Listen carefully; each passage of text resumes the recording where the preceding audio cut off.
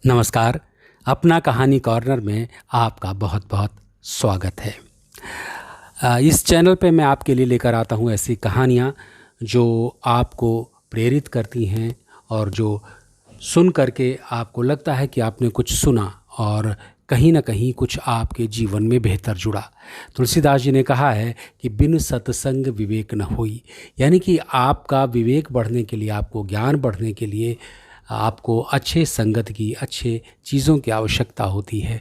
तो इसलिए ऐसे चैनल को आपको सब्सक्राइब करना चाहिए जहां से आपको कुछ बेहतर बातें मिलती हैं, जिसका कि नोटिफिकेशन आपको पहुंचता रहे।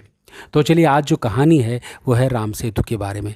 आजकल राम सेतु की काफ़ी चर्चा हो रही है, क्योंकि राम सेतु पर एक फिल्म भी आने वाली है अक्षय कुमार की।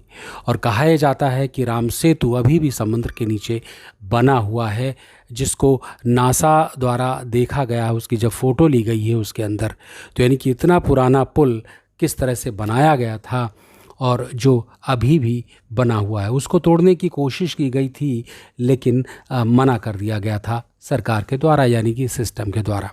तो उसी राम सेतु से जुड़ी हुई एक कहानी है गिलहरी की, और जो बहुत ही प्रेरणादायी कहानी है आपको सुननी चाहिए, इसीलिए मैं आपको सुना रहा हूँ। ये बात उस समय की है जब रावण सीता का अपहरण करके उन्हें लंका ले गया था। तब उन्हें वापस लाने के लिए श्री राम को बहुत बड़ा समुद्र पार करना था। पूरी वानर सेना और अन्य प्रजाति के जीव जंतु भी समुद्र में पुल बनाने के लिए भगवान श्री राम की मदद करने लगे, जो सीधे रावण की लंका की ओर ले जाता था। श्री राम पूरी वानर सेना के समर्पण के कारण बेहद भावुक थे। तभी उन्होंने देखा कि एक छोटी सी गिलहरी भी उस बड़े से पुल को बनाने में सेना की मदद कर रही है। वो एक छोटा सा पत्थर अपने मुंह में उठाती और बड़े बड़े पत्थरों के पास जाकर रख देती थी। उस गिलहरी का मनोबल तब टूट गया जब एक वानर ने उसका मजाक उड़ाते हुए कहा कि इस छोटी सी गिलहरी को पत्थरों से दूर रहना चाहिए, नहीं तो इतने बड़े पत्थरों के नीचे आकर दब जाएगी कहीं। उस बंदर को हंसता हुआ देखकर बाकी पशु पक्षी भी उस पर हंस पड़े और उसका मजाक उड़ाने लगे। ऐसा सुनकर उस नन्ही सी गिलहरी को बहुत बुरा लगा और वो रोने लगी।